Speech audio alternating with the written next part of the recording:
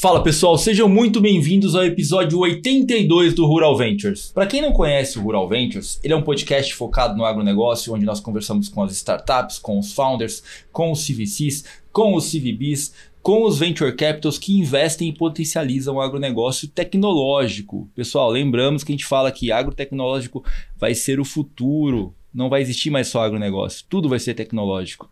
Não é, meu amigo Kiran Gatland? Isso mesmo, acho que a gente falou umas semanas atrás de tinha aquela agricultura de precisão, agora está virando agricultura de decisão, né, baseado em dados, né, porque é tudo digital. Tudo é dado hoje, tudo é informação, a gente tem que ter essa padronização, tem que ter essa informação. Então, o produtor rural, as empresas, a gente vê esse movimento de todo mundo buscando se integrar, a cadeia integrada é super importante para a gente trabalhar e potencializar o agronegócio.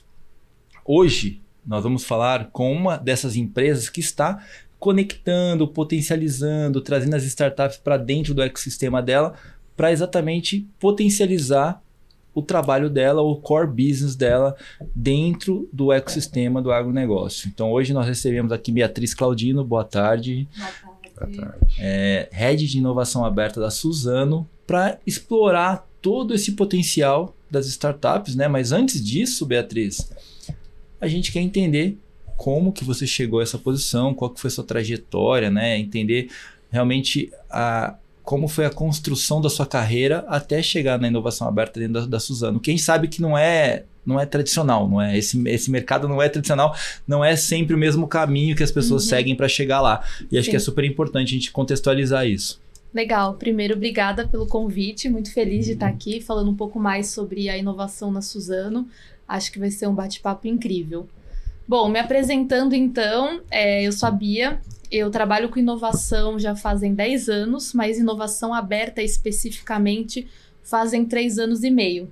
Eu sou farmacêutica de formação, então assim, totalmente inusitada a maneira como eu fui parar, né, no agroflorestal, mas em resumo, eu fiz faculdade de farmácia, mas eu nunca me identifiquei com a parte técnica e sempre fui para um caminho mais generalista de gestão de projetos. Então eu comecei a trabalhar com a inovação na indústria farmacêutica, com gestão de projetos, até que em 2018 eu recebi um convite de um headhunter para ir para a Suzano, trabalhar com inovação de produtos na área de papel. Então, na época, a gente estava desenvolvendo novos produtos como copo de papel, canudo de papel, e eu fazia esse papel de gestão de projetos junto com o time de P&D, junto com o time da fábrica, entre outros. E aí, em 2020, em janeiro, eu começo na área de inovação aberta, que está dentro da área de transformação digital. Então, a gente tem uma agenda, além de inovação, uma agenda de transformação da empresa.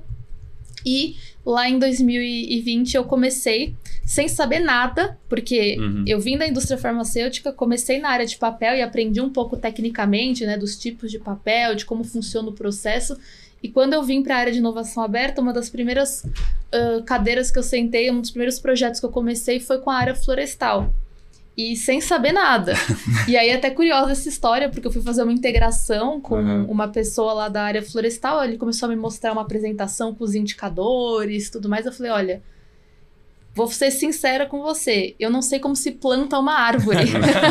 Por favor, começa do básico. Às vezes é bom, né? Não saber nada, você vem com outra olhar. Isso, aí ele fechou o computador e desenhou literalmente como que funciona toda a cadeia de valor Suzano.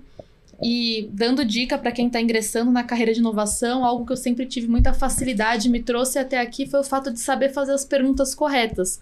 Mais do que ser especialista no tema, saber quais perguntas fazer, qual essa curiosidade, né, de entender os assuntos. Então foi assim que eu entendi melhor sobre o processo Suzano, o processo florestal. Não sou especialista, mas hoje a gente consegue liderar diversos projetos com a floresta e provocar a área e trazer esse conhecimento de inovação para o segmento florestal. Então essa é um pouco de mim. Legal, não, maravilha. E outra coisa que você falou que eu acho que é super importante, e até vi isso comentado dentro de alguns temas essa semana, é que além de você saber perguntar, é não ter vergonha.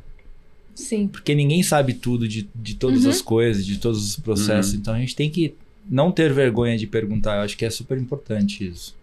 E com a velocidade da informação hoje, a gente nunca vai ser cada vez mais difícil saber das coisas, né? Então, essa é a chave. O Reid Hoffman falou, né, é melhor de ser aprende tudo do que sabe tudo. Porque o cara que quer aprender tudo sempre vai estar na frente e crescendo. Exatamente. Sim, acho que esse é o espírito. Muito legal. E para a gente entrar um pouquinho dentro do processo, a gente estava falando aqui nos bastidores que a Suzano ela tem uma atuação ampla dentro da parte de inovação aberta, tanto que a gente sabe com o Álvaro no CVC, você comentou do CVB agora também, que é super importante, mas entrando dentro, e o Álvaro, você que está escutando a gente aqui, Álvaro, você é o próximo, hein, cara? Intimado, você é o próximo. Mais um latino para falar dentro do nosso podcast. E vamos entender um pouquinho de como que funciona esse processo de inovação aberta, que eu, nos bastidores ali do Cubo, ali, escutei bastante pontos positivos de como funciona esse processo lá dentro da Suzano, essa validação, todo esse processo. Porque a gente sabe que a gente sempre conversa com corporações e fala, cara, não dá para tratar a startup como se fosse uma empresa normal, né? Então, acho que é super importante do que eu escutei lá, acho que vocês trouxeram isso para dentro de uma forma muito mais simples, né? Queria entender um pouquinho como que funciona esse processo de impulsionamento das startups lá dentro. Boa, não, maravilha. A gente chama de fast track, né? Que é um processo de se relacionar com a startup de um jeito diferente, de um jeito mais rápido. E esse foi o ponto de partida de criação da área. Então, no mesmo tempo que a gente criou a área e começou a pensar quais eram os parceiros que a gente ia trabalhar, qual era a estratégia de inovação, a gente criou essa governança e a gente chama o processo de joia. É uma brincadeira, porque ele de fato é uma joia pra gente, mas ele é a sigla de Jornada de Open Innovation Ágil. Então, é um fluxo que vai, explicando ele rapidamente, tem 5 etapas. A primeira é como que eu defino muito bem o desafio que eu quero trabalhar. E aí a gente tem uma essência muito grande de foca no problema e não na solução. Isso. Então, trabalha muito bem qual que é o problema, qual que é a causa raiz do problema, como que ela se relaciona com o que eu quero de fato trazer de benefícios para a empresa. Então, vai ter um ganho de receita, vai ter uma redução de custo, vai ter um custo evitado, né? O que isso vai trazer de benefício para a empresa? E a gente define muito bem o desafio. Quem que define esse processo? Eu acho interessante definir o problema, né? Mas como é que você consegue achar o problema e avaliar o problema, né? Tem um comitê? Então, a gente tem diversas maneiras desse problema entrar no nosso funil. Nós fazemos workshops com as áreas. Então, essa é uma maneira da gente levantar os desafios. E esse workshop é feito em conjunto com outras áreas da transformação digital. Porque o caminho de delivery não necessariamente é uma startup. A gente também tem time de desenvolvimento interno que pode apoiar. Mas nesse workshop isso é feito. E o legal desse workshop é que ele traz 2 visões. A visão do bombeiro e do visionário. Porque naturalmente as pessoas elas querem resolver o que tá pegando fogo, né? Ali. A dor, aquilo que tá... Só que normalmente essa dor ela é de uma pessoa, de 2. Ela não é de fato aquilo que vai mexer o ponteiro da empresa. Então quando a gente faz a dor do bombeiro e do visionário, a gente consegue separar um pouquinho a atuação de cada uma das áreas. Além do workshop, a gente tem um programa de embaixadores de inovação. E esse workshop é em quanto tempo? Olha, normalmente anual. Depende da área, depende da maturidade, enfim. Aí tem áreas escolhe os problemas que você acha mais importante e depois você avalia realmente se... A gente faz uma discussão da natureza desse problema. Porque como a gente tem um time de desenvolvimento interno robusto, que, por exemplo, eu tenho um time só para olhar para RPA, para pequenas automações. Eu tenho um time que olha para ciência de dados. Então, a gente faz muito bem essa avaliação de tipo, o que uma startup pode contribuir que o desenvolvimento interno não conseguiria. Então, a gente faz essa avaliação e tem uma priorização baseada em impacto. O impacto, quão mexe o ponteiro esse projeto. Se tá na dor de 1 ou 2 pessoas versus um projeto que transforma a empresa, a gente vai para o caráter transformacional. Então, a gente tem critérios de priorização. E aí, outra entrada do funil é o programa de embaixadores, que a gente escolhe pessoas do negócio para serem embaixadores mesmo. A gente chama de champions, né, nas áreas, para que elas disseminem a inovação e de lá também possibilidades. A gente também tem uma academia de inovação para ensinar as pessoas a inovar e usar a joia, que é o fluxo que eu mencionei. E também tem o orgânico, porque como a gente tem ganhado relevância dentro da empresa, as pessoas já vêm naturalmente com ideias de projeto, com problemas. Isso é muito bom, assim, eu converso com outras empresas que falam, mas as áreas não querem vir buscar, não querem me mostrar quais são os problemas, não querem A Suzano não tem isso, porque a gente tem criado uma cultura de inovação. Isso também acho que é um outro tópico legal de falar. Sim. Como a gente tem construído uma cultura de inovação, uma cultura de experimentação, as pessoas proativamente já vêm nos procurando, querendo ajuda para resolver seus problemas. Vocês têm uma área de P&D? Temos também uma diretoria focada na parte de pesquisa e desenvolvimento. A gente também tem bastante contato com eles. A gente tem bastante sinergia, porque naturalmente eles também estão olhando para soluções na floresta, e aí tem sinergias entre nós. A gente acha que tem uma correlação entre empresas que têm seu próprio P&D e que estão mais abertos para a inovação. Legal. E aqueles que não têm P&D não sabem o valor de investir em inovação. Perfeito. Eu acho que um ponto importante que ela levantou aqui, que eu acho que assim, toda essa cultura de inovação, ela passa por dentro de ajustar os processos internos, que normalmente a gente vê quando fala, rede de inovação aberta. A gente está falando assim, os caras sempre estão olhando para adjacências, estão olhando para fora, para o que é disruptivo, né? E é super importante olhar para dentro e falar assim, quais são os processos internos que a gente está fazendo que poderiam ser otimizados e que vai realmente mexer o ponteiro de resultado da companhia, né? Não é só essa disrupção que vai fazer com que mude a cara da companhia. Acho que quando eu ouvi falar sobre o joia, né? Eu falei, gente, é super importante, porque resolve um problema que às vezes o cara tá lá aperta o enter e não colocou um processo otimizado, né? E muda a vida do profissional que está lá na ponta. Gera outras oportunidades em cima daquela. Se você deixa o processo mais eficiente, digital, esse gera outras oportunidades que não existia antes, quando era um processo mais manual. E isso que a gente tem tentado fazer, a gente mostra o valor do final, do roadmap final. Então, por exemplo, essa automatização aqui não vai gerar um valor significativo para a empresa, mas ela vai impulsionar, ela vai ser enabler para que eu chegue no estado que eu quero de... Que nem a gente fala do Technology Enabled Innovation, né? Quando você tem o GPS agora é um enabler para várias coisas, Waze, Uber, seguro, iFood, tudo, né? Tudo. Exato. Então... Sim, a gente começa também a trazer essa visão para que estimular que as áreas de negócio pensem além das suas dores pontuais. Como é que esse projeto aqui pode te alavancar? Big picture, né? O big picture, exato. E aí a gente faz essa definição justamente para isso, porque também, apesar da gente estar trabalhando na descentralização da inovação, ainda existe muita dependência da minha área apoiar nos processos. E meu time é limitado em termos de recursos. A Suzano tem, se você for contar colaboradores diretos e indiretos, quase 40 mil colaboradores. Então, exatamente impossível que a gente faça. Então, assim, se a gente não tem um critério para priorizar aquilo que de fato é relevante para a empresa, a gente não conseguiria atender todo mundo. É isso que eu ia te perguntar. Com 40 mil funcionários, como que vocês lidam, né, com a cultura de inovação? Porque às vezes a gente tem diversos perfis de pessoas que lidam diferentemente com a tecnologia. Sim.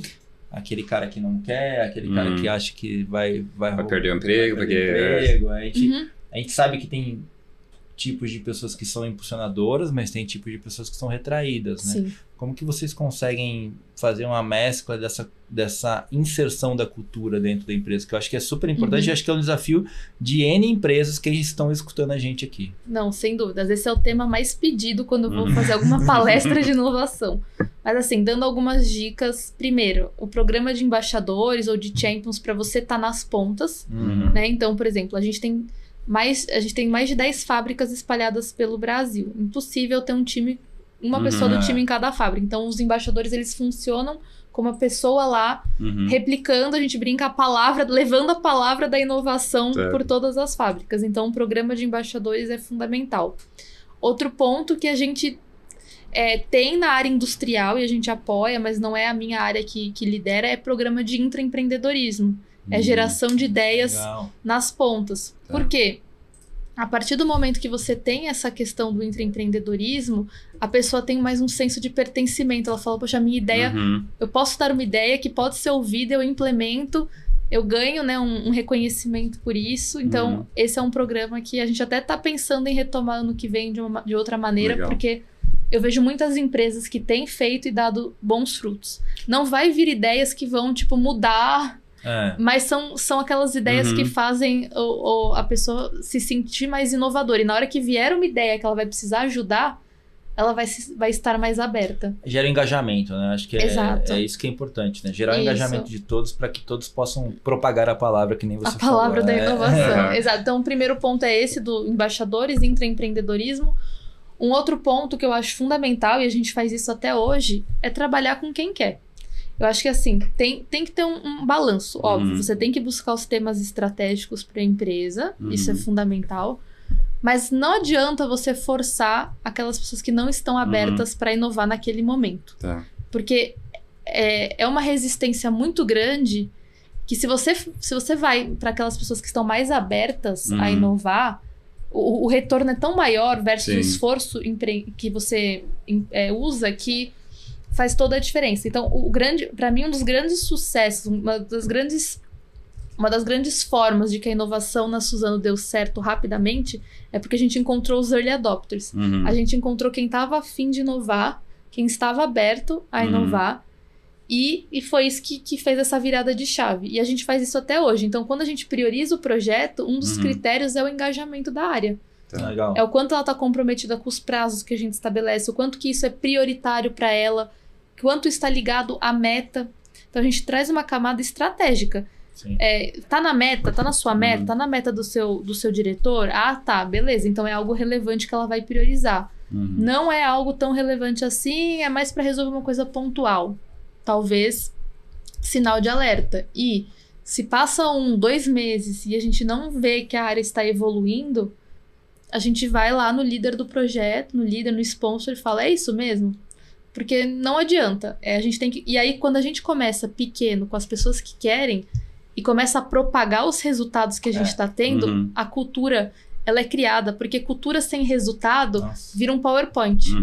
É isso que eu ia te perguntar. Como que você mostra o resultado de uma área que está muito mais engajada e em detrimento a uma que não está engajada, né? Como que você expõe isso? Porque... é isso que faz com que todos olhem e falem, pô, faz sentido eu entrar nesse barco, né? Então, a gente mostra com o resultado dos projetos mesmo. Então, o que a gente obteve, e os resultados são sempre financeiros ou de... Por exemplo, se eu tive uma automatização na empresa, quantas horas de trabalho manual eu reduzi, quais foram os benefícios. A gente sempre quantifica. Eu brinco que até felicidade você consegue quantificar se você aplica um formulário de satisfação, se você entrevista as pessoas. Então... a gente sempre tenta metrificar todos os nossos resultados. A gente dá visibilidade para as áreas, a gente empodera, dá a visibilidade que elas gostam. Então, por exemplo, ao invés de eu ou meu time ir apresentar o projeto, vai a área apresentar o projeto. Então, a área de negócio ela tem que estar muito próxima, comprada, engajada, e a gente dá essa visibilidade. A gente também tem uma newsletter, que a gente faz mensal e a gente divulga nos canais de comunicação da empresa. E lá tem os destaques, projetos destaques do mês, enfim. Então, são pequenas coisas. Eu tenho até um estagiário, o Luiz, que ele é focado em alguns pilares de cultura, comunicação, eventos. E ele traz toda essa... porque faz diferença, as pessoas querem. Outro dia uma menina, eu tenho ela no Instagram... E ela foi dar uma palestra, né, sobre logística, que ela é da área de logística, e ela fez questão de dizer que ela era embaixadora de inovação. Então, por quê? Porque ela tá aprendendo bastante coisa sobre inovação e tá tendo a oportunidade de replicar isso. Então, a gente usa desses atributos da visibilidade que as pessoas gostam de ter, do reconhecimento, para impulsionar a cultura. Isso é muito legal. E deixa eu voltar um pouquinho para a entrada das startups. Depois que as startups entram, como que funciona esse processo de entrada da startup dentro da Suzano? Porque a gente entende que não é um processo simples, né? Acho que tem que... Primeiro você tem que mapear internamente quais são as dores e tal, quais são os problemas, que nem você comentou no Joia. Isso. Mas depois de mapeado esses problemas, como que vocês fazem essa seleção? Tá, então voltando para a Joia, são 5 etapas. A gente falou da primeira, que é definir bem o problema e o desafio. A segunda etapa é o que a gente chama de captura. Que é a busca das startups. E aí, como é que a gente busca? A gente tem alguns parceiros, o Cubo é um deles, em que a gente lança o desafio na plataforma, faz a busca proativa, ou tem parceiros que a gente usa que buscam pra gente essas soluções. Então, a gente tem alguns serviços de screening de startup. E aí, com o desafio, e a gente pega esse mesmo documento que a gente definiu o desafio e vendeu o projeto internamente e compartilha com as startups. E a gente até teve um feedback agora, o Matheus do meu time me falou hoje, de uma startup que foi lá visitar a operação, né? Porque ela é uma das finalistas do processo, e ela falou, olha, não precisava nem ter vindo aqui, porque só o documento que vocês me apresentaram já é suficiente. E por que a gente faz isso? Porque no começo da área a gente teve alguns problemas de falta de assertividade na hora de ouvir as startups. Então você chama um gerente, você chama um diretor para participar desse momento de ouvir as startups, e estavam aparecendo startups que eram muito bacanas, mas não tinham nada a ver com o desafio. E aí fica ruim, né? Poxa, a gente não fez o... Fez o trabalho de casa. Então agora a gente faz o reverse pitch. Antes do pitch das startups, a gente faz o nosso pitch para as startups entenderem o desafio. E aí resolveu. Tem startup que na hora fala, não consigo atender. Não é para mim esse desafio, não é o que vocês esperam, e já desiste. Mas melhor, porque daí a gente faz do pitch day um momento oficial de ouvir as startups que tem fit mesmo com o problema. Que tem fit. Né? E aí chama a gerência, a liderança para fazer parte. Então isso é bem legal. E se não tiver uma solução no mercado, vocês procuram lá dentro fazer um venture building, ou como que... esse já aconteceu? Venture Building, o CVB, ele é muito novo.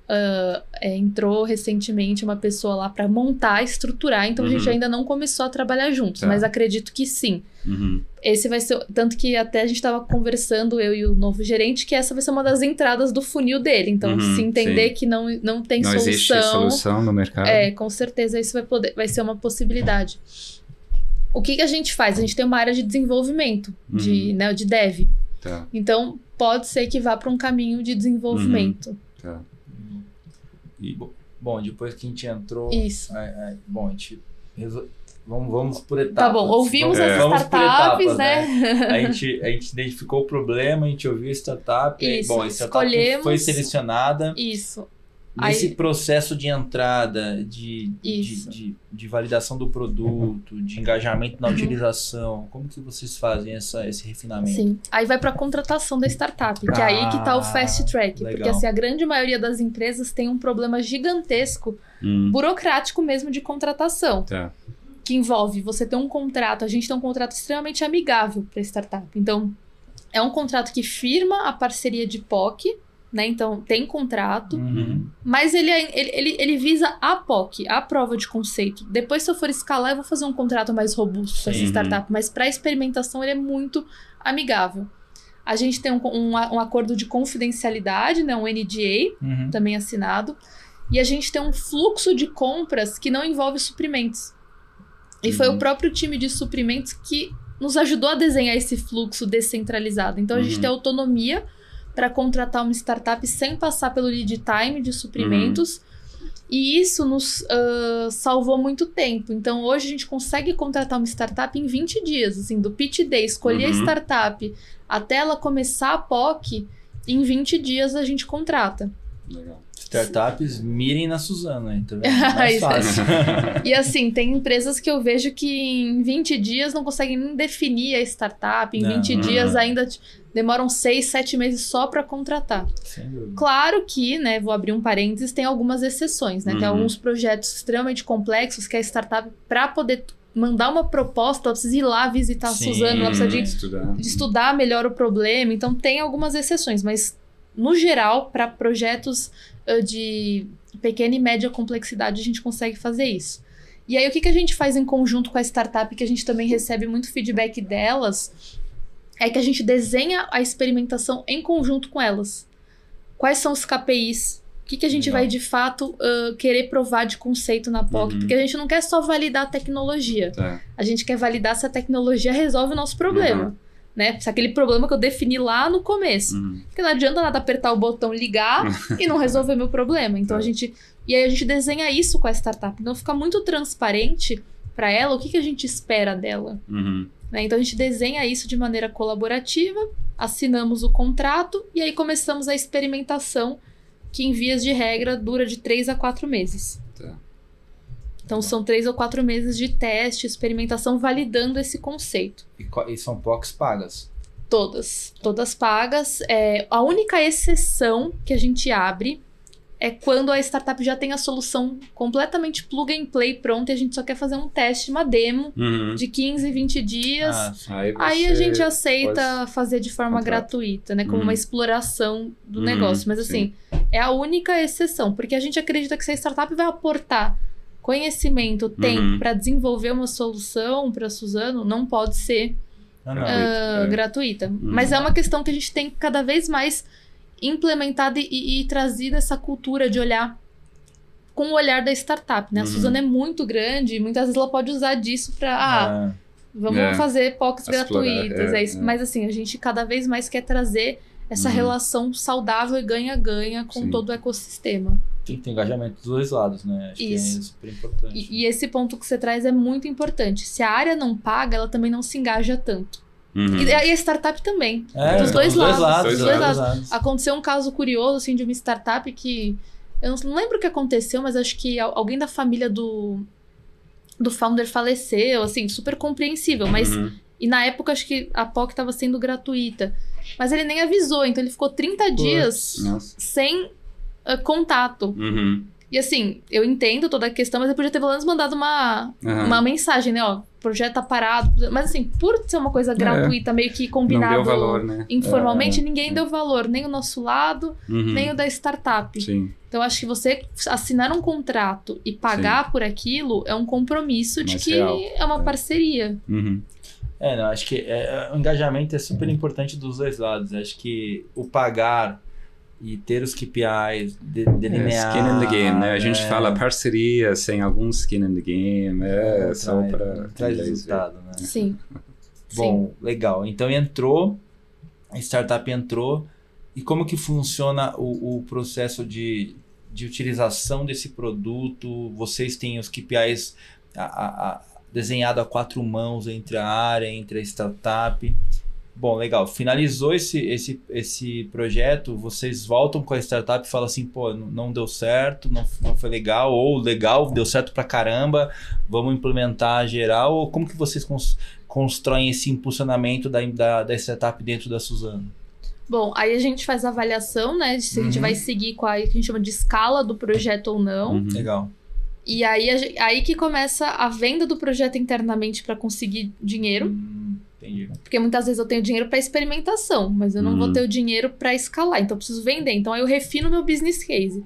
Se lá no começo do projeto eu fiz uma definição e eu visualizei mais ou menos qual seria o impacto desse projeto para a Suzano, agora eu tenho dados para conseguir refinar. Então, para provar. Então, assim, se lá no começo eu falei que eu achava que eu podia reduzir 10% de algum custo, agora eu vou ter os dados para dizer se foi 10, se foi 5, se foi 1, se não foi nada. E aí eu pego esse dado que eu consegui na prova de conceito para fazer um cálculo de retorno, porque agora eu vou ter de fato o investimento do projeto. Aí a gente faz esse documento de business case e vai vender isso para a área de negócio em questão. Né, para a solicitação de orçamento. Uma vez esse orçamento aprovado, a gente dá o go para a startup e aí começa a implementação. Aí a gente trabalha em conjunto com o time de projetos de tecnologia que nos apoia na implementação, porque meu time ele tem um skill muito mais de inovação do que de implementação tecnológica. Então aí a gente quesito, né? aí a gente passa o bastão para essa área de tecnologia. E aí é importante dizer que lá na POC a gente pediu para a startup preencher um formulário que a gente chama de Tecnologia Express, que a gente mapeia toda a maturidade tecnológica da startup. Não que isso vai ser um impeditivo para fazer a POC, mas é tipo um sinal de alerta de, poxa, essa startup aqui precisa de apoio nesse quesito, então a gente vai precisar ajudar a desenvolvê-la. Tá. Então aí quando chega no final da POC, para escalar, a gente já tem uma visão quanto que essa startup é madura ou não para ser implementada. Aí vai passar pelos comitês, a gente tem um comitê de arquitetura de dados, aí começa de fato... Comitês técnicos, né? Os comitês técnicos. E aí vocês continuam com essa avaliação dos resultados KPIs ou a partir desse momento é com outra equipe mais técnica? Não, continua com a gente, assim, quando que a gente... Isso é até um ponto que cada vez a gente vem refinando melhor, que é onde que a inovação aberta deixa de atuar no projeto. O que a gente tem definido até hoje? Que, quando de fato aquele KPI que eu mapeei começa a valer dentro da empresa, porque, tipo... Então, se eu testei em uma empilhadeira, em uma máquina da floresta, é uma coisa, eu vi que... Agora, quando eu começo a escalar, que eu começo a ver o resultado daquilo que eu projetei, e enquanto eu estou desenvolvendo as features, né, que estão compondo o meu produto. A partir do momento que vira mais uma manutenção, uma implementação técnica, a gente deixa de atuar. Mas esse é um desafio, assim, que eu brinco que não tem ninguém no mercado ainda que esteja fazendo muito bem essa parte de implementação e escala de startups, porque é tudo muito novo, né? A inovação aberta é novo no mercado. Eu acho interessante fazer esse review, né, depois de 1 ano, 2 anos, e ver aquelas projeções iniciais, se acertarem, ou por que não, ou por que sim, né? Depois avaliar, esse negócio realmente tinha vantagens que a gente nem pensou. Né? Sim. Então, acho que esse... E eu acho que é importante também acompanhar o uso da solução, porque a área de negócio é quase um change management, porque a área de negócio, ela muitas vezes não está acostumada a usar aquela solução, e por incrível que pareça, às vezes ela prefere voltar ao modo tradicional de trabalho, porque é familiar. É familiar. É o Excel, né? Isso. Então, assim, a gente também precisa acompanhar o uso e fomentar esse uso, essa mudança tecnológica que vem acontecendo. Engajar 100% do tempo, né? Acho que é super importante, né? Sim. E quantas startups já foram inseridas desde a criação da área de inovação dentro da Suzano? Olha, quando a gente olha para um número que não só tange a nossa área, mas toda a empresa, porque a gente tem descentralizado a inovação e tem muitas áreas buscando startups por elas mesmas. Legal. A gente já implementou, não necessariamente estão vigentes, porque às vezes implementamos e descontinuou, mas a gente já implementou 90 projetos com startups. Legal, hein? Desde 2020. Você tem alguns cases aí que pode contar, ou desafios importantes que foram resolvidos, né, para algum startup? Sim. A gente tem um desafio na área de suprimentos, que isso foi bem... Esse case é o que eu mais gosto de contar, porque a área de suprimentos estava muito aberta a inovar e a ouvir a startup. E aí o que aconteceu? A gente tinha planejado que a área fizesse uma automação de colocar pedido de compra automático na SAP, e a startup olhou e falou assim, olha, além de automatizar, eu uso inteligência artificial e a gente pode negociar itens de baixo valor com inteligência artificial. Chama MRO, né? Então, itens desde caneta, mouse, pequenas peças, coisas de baixo valor. Sim.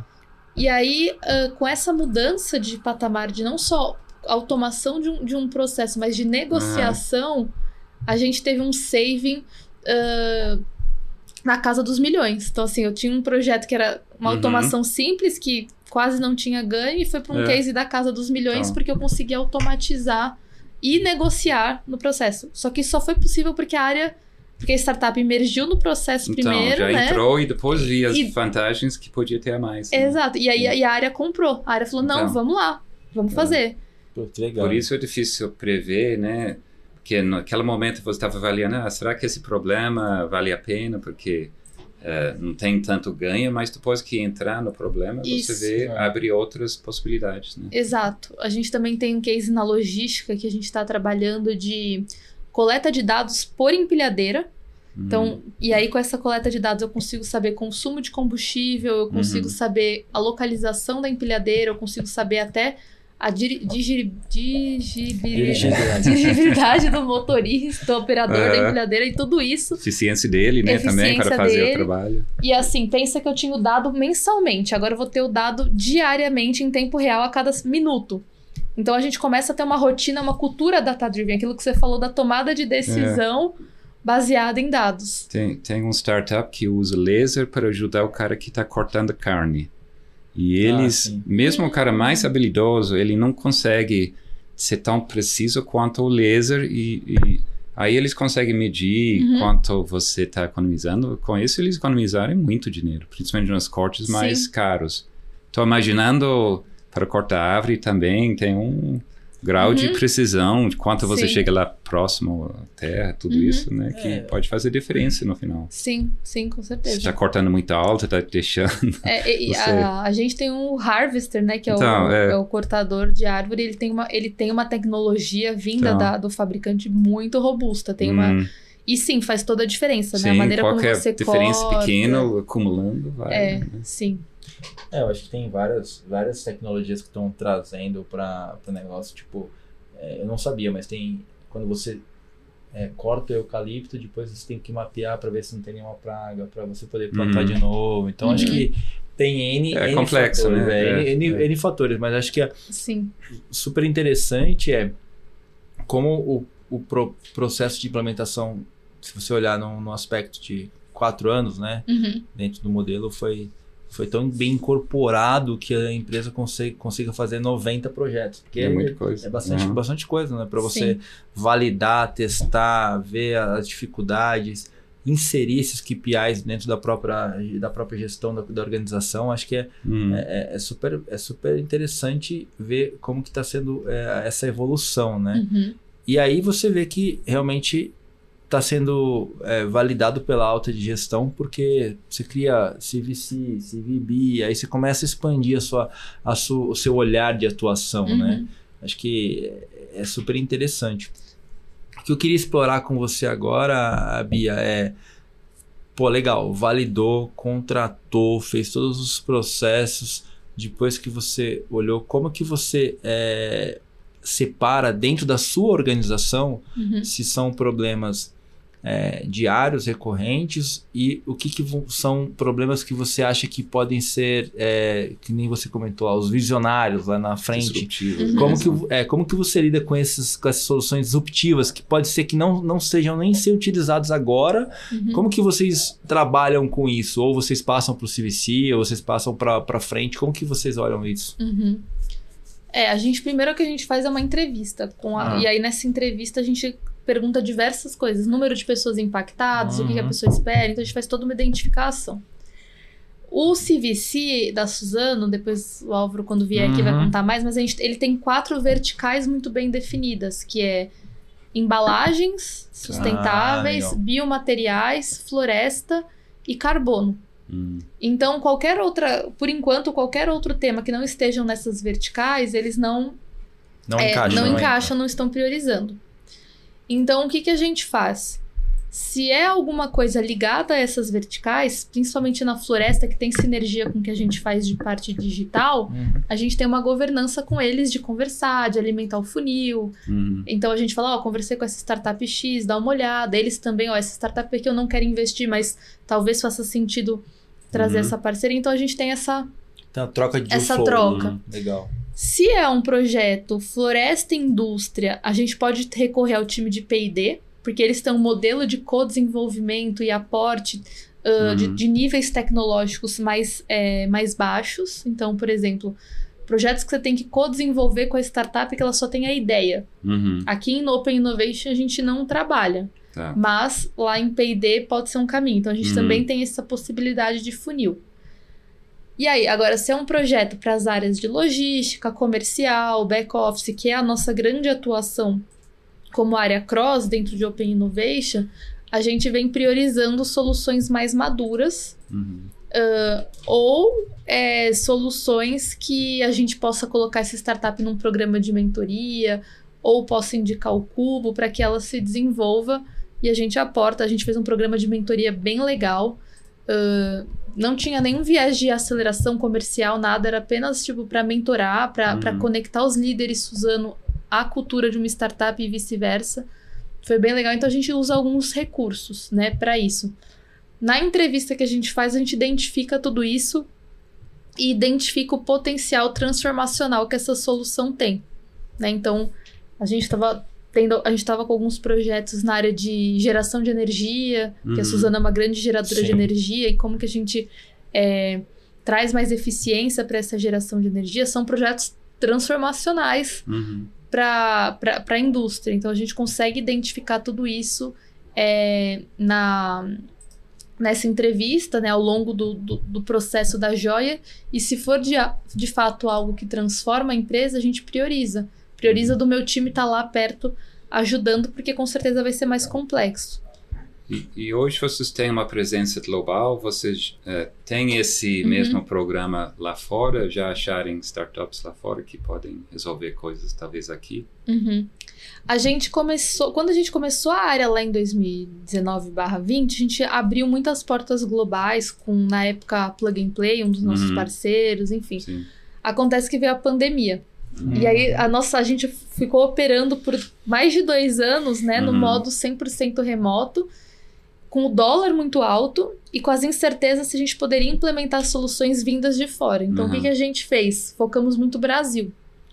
E eu acho que, assim, boa parte dos nossos problemas a gente conseguiu resolver com startups brasileiras. Então deixa os gringos lá. Mas o que a gente começou a fazer de um tempo para cá que tem dado muito certo? Algumas áreas específicas, principalmente indústria, vê muito valor, já explorou muito bem o ecossistema brasileiro, e a gente começa a trazer startups, principalmente finlandesas, suecas, que têm uma especialidade no segmento de celulose, papel, para a gente poder trabalhar junto. Então, a gente tem algumas startups, sim, globais, principalmente na indústria, porque a gente já explorou bastante o ecossistema brasileiro. Não que se esgotou, mas as pessoas têm visto mais valor.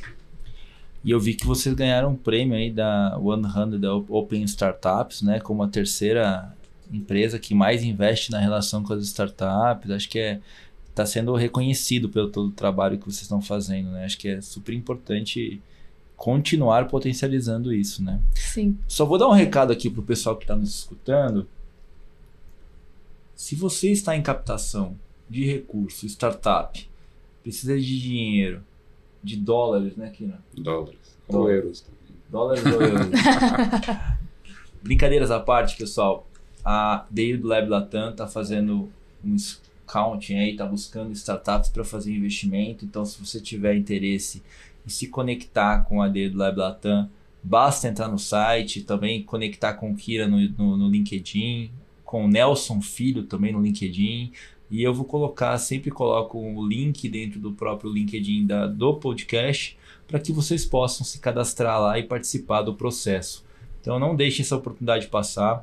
A DI do Lab Latam investe aí em Seed, Série A, Série B. E não precisa estar captando, né? A gente gosta de ter esse relacionamento. Quando não está captando, eu acho às vezes é melhor. E sempre que a gente pode ajudar, a gente ajuda. Conhecimento, né, gente? Gerar conhecimento, conexão é sempre importante, né?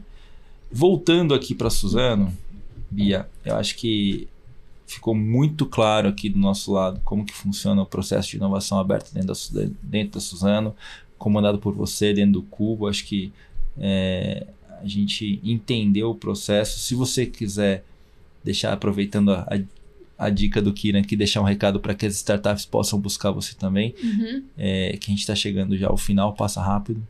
Se tiver desafio aberto, né? Se tiver desafio aberto, se tiver alguma conexão que você possa fazer para que as startups te procurem, acho que é super importante antes da gente caminhar para o final, porque realmente eu acho que vocês são um case aqui de validação, de construção de tese dentro do ecossistema. Não, maravilha. Eu acho que, bom, a gente está hoje no Cubo, a gente também usa a plataforma da Evo, também temos a Endeavor, então eu sempre recomendo que as startups se aproximem do ecossistema, né? Várias startups me procuram falando como que eu faço para entrar na Suzano, como é que eu faço para ter essa aproximação. E a primeira dica que eu dou é: estejam no ecossistema, porque se ela está dentro do ecossistema, não necessariamente como residente, mas como próxima, isso faz com que a gente já tenha essa primeira curadoria. Outra coisa que eu menciono é que o setor florestal, ele é extremamente específico comparado ao agro, né? A gente tem diversas particularidades. de questão de conectividade, do tamanho da árvore para diversas coisas, a expansão outro mundo das dentro áreas, do agro, né? É outro mundo dentro do agro. Mas o agro tem muita tecnologia que a gente pode adaptar à floresta. Então, se você está disposto a co-desenvolver com a gente soluções do agro que possam ser aplicadas à florestal, a gente está super aberto a ouvir, a entender como a gente pode co-desenvolver esse tipo de solução juntos. Porque soluções prontas para a floresta são poucas. São raras, né? Mas a gente está... Um dos motivos até pelo qual a gente entrou no Cubo Agro é isso, com essa expectativa de que as soluções do agro, com algumas adaptações, possam também atender o nosso setor florestal. Então, também é um convite para as startups que quiserem nos ajudar a co-desenvolver soluções para a floresta. Nós estamos abertos, né? Talvez tenha algumas particularidades, mas com desenvolvimento conjunto, acho que faz super sentido. Acho que o primeiro passo já deu, né? Você já está aberta a poder ajudar ela a chegar num produto viável, né? Acho que esse que é o primeiro ponto, né? E você colabora com outras empresas, cooperativas, multinacionais também nesse troca de ideias sobre Open Innovation ou modelos? Super! A gente, lá no Cubo mesmo, a gente tem diversas empresas que a gente troca boas práticas. A gente tem um projeto que chama Café com os Outros Mantenedores, que é de fato para contar cases. Eu faço parte também de um grupo de inovação que estão os líderes das grandes empresas do Brasil, e lá a gente troca muito boas práticas, porque é tudo muito novo, né? Então, assim, é um ajudando o outro literalmente, é na colaboração. Porque se a gente prega a colaboração, né, que a inovação aberta é uma das grandes chaves, é a colaboração, nada mais justo do que a gente também colaborar com outras empresas. Então, a gente tem olhado muito para isso, boas práticas, benchmarking de tipo, como que você tem feito isso, como que você tem aprovado um projeto X, enfim. Então, é sem entrar, de fato, na empresa, assim, as pessoas não sabem do que a gente tem feito, é muito mais em questão de boas práticas. Sim, legal, mesmo. Benchmarking. Dar um guidance, né? Falar, vai por aqui, funciona, já fiz isso, deu errado, vamos fazer, pula etapas, né? Pula etapas e funciona. E ajuda todo mundo, né? E acho que por fim, assim, com relação às startups, eu acho que uma coisa que eu queria dizer de recado final é que o nosso processo, que é a Joia, ele foi muito construído para olhar para os dois lados. Para o lado da Suzano, em termos de simplificar o processo, mas também com o olhar da startup. O olhar de agilidade, o olhar de entender que POC gratuita não é bom para essa startup, com o olhar de feedback. Então, outro dia eu falei isso para uma pessoa na Suzano. Às vezes, para startup, um não é melhor do que eu não sei. Porque ela vai ficar na expectativa, né, de um possível projeto que a gente já sabe que não vai fazer sentido para nós. Então, esse cuidado com a startup, esse cuidado de entender que mais do que uma empresa, um fornecedor, é uma parceria, ganha-ganha, tem que ganhar ambos os lados, e ambos os lados têm que estar satisfeitos com a parceria. Eu acho que isso é algo que a gente vem buscando e que a área de inovação, sob minha responsabilidade, está o tempo todo olhando. A gente tem que ser muito mediador. Olhar para o lado da startup, olhar para o lado da Suzano e fazer esse papel de mediação. E o jargão tempo é dinheiro nunca foi tão real quanto é para startup. Exato. É uma semente, né? Se você deixar sem água, vai morrer e é ruim para todo mundo. Mas se você, pelo menos, ajudar no começo, pode crescer e te ajudar de várias formas que você nem pensar, né? Exato. Ô Bia, e para a gente finalizar, como que você se atualiza dentro do mundo de inovação? O que você lê? Se tem algum livro que você indica, algum podcast, algum material que você consome regularmente para que podemos compartilhar com as pessoas que estão nos escutando, que é sempre legal pegar a visão das pessoas que vêm aqui falar com a gente, porque às vezes tem um insight ou uma newsletter que a gente não vê, que a gente não sabe, que você consome, para compartilhar com o público. Bacana. Nossa, é tanto material, tanta comunicação, que é difícil filtrar. Mas, sim, eu acompanho alguns reportes, principalmente MIT, do Harvard Business Review, são materiais que eu sempre estou lendo, acompanhando esses reportes também de consultorias de inovação, ACE, Inventa, são também ferramentas bacanas de leitura. Livros, tem o Lean Startup, né, que é clássico. Do Eric Ries, que eu li e virou uma bíblia. Podcast Rural Ventures, eu já ouvi vários. Não, é verdade, vários episódios. E vou fazer uma propaganda, então, também aproveitando que eu participei com esse grupo de inovação que eu faço parte. A gente gravou uma série de podcasts que legal. Com a Mankin, que é a agência de comunicação que fica lá no Cubo. A gente gravou uma série de podcasts, foram 6 ou 7, com diversos temas. Então, cultura de inovação, governança, o meu podcast. A série o nosso grupo chama Corporate Rebels. Tá. E aí a gente gravou essa série, esse conteúdo. Tá no YouTube. Isso, tá no YouTube. Vou colocar lá também. Coloca pra vocês verem. O tema especificamente que eu falei foi a relação entre empresas e startups. Que legal. Como que a gente tem, mas foi basicamente desafios, né? E a gente falou muito desse ponto que a gente também comentou aqui de cultura. Como a cultura ela é chave. Precisa ter uma governança, um processo ágil, mas também precisa fomentar a cultura. E é só corporates do agro ou é aberto para qualquer corporate? Não, é um grupo fechado de inovação aberta, mas com empresas de todos os setores. Quantos membros tem? Hoje o grupo tem, acho que uns 40 membros. É um grupo fechado no sentido de que só está lá quem de fato participa e contribui. A gente valoriza muito essa questão da comunidade da troca. Né? Tem muito grupo no WhatsApp que tem aquelas 200, 300 pessoas e... Ninguém fala nada. E ninguém fala. Não, a gente troca muito. Esse é o grande princípio do grupo. A troca e a comunicação. E aí se você coloca muita gente, fica mais difícil, né? De interagir. Quanto mais gente, mais vazio é. Concordo. Tá mais ou menos. Não, 40 eu acho que tem até um estudo bom, sobre isso, tribo, né? E quando cresce, né? Você tem... Isso. Legal. Bia, muito obrigado por participar do nosso episódio. Acho que engrandeceu muito. Clarificou bastante como que funciona o processo de vocês. Parabéns pelo trabalho que está sendo desenvolvido. Acho que pra gente, entrou num ponto que a gente nunca tinha explorado tanto, como funciona esse processo. E parabéns por todo o processo de implementação da Suzano. E para vocês, senhores que estão nos escutando, aproveito para que nos sigam no Instagram, rural.ventures, nos sigam no LinkedIn e nos acompanhem todo domingo às 7 da manhã no canal da bmc.news, que está hoje espalhado por vários canais fechados. Então, eu não vou falar nenhum dos canais aqui. Vocês que liguem a TV 7 da manhã, não assistam o Globo Rural, nos assistam. Tecnologia é tudo, o agro é tudo, né, Kiran Garvan? Isso mesmo. Então, todo domingo, 7 da manhã. Pessoal, obrigado. Até a próxima semana. Um abraço. Valeu.